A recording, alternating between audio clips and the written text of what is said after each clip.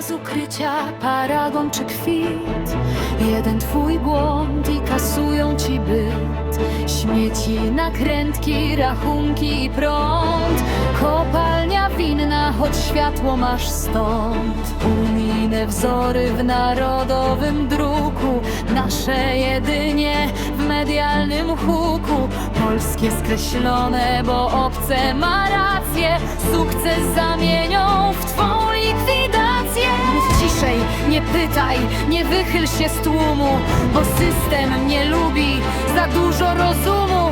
Oni mówią, porządek to koniec chaosu, lecz system powoli pozbawia cię głosu. Pamiętaj o godności, nim przyjdzie ci paść.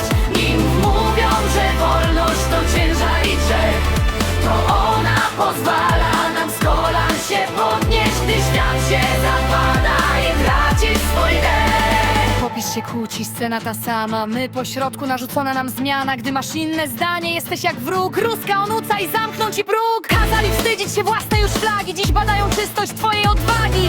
Gospodarz we własnym domu jak gość o zgodę na wejście prosi. Ma dość! Załał, wypadek czy puste już łóżko, systemu rubryka i jedno tam hasło. Choć wykres rozdumnia, słupki wysoko, to człowiek był nikim, gdy życie mu gasło. Nie wirus zabijał, lecz wszechobecny strach i ślepe reguły, co niosły nam piach.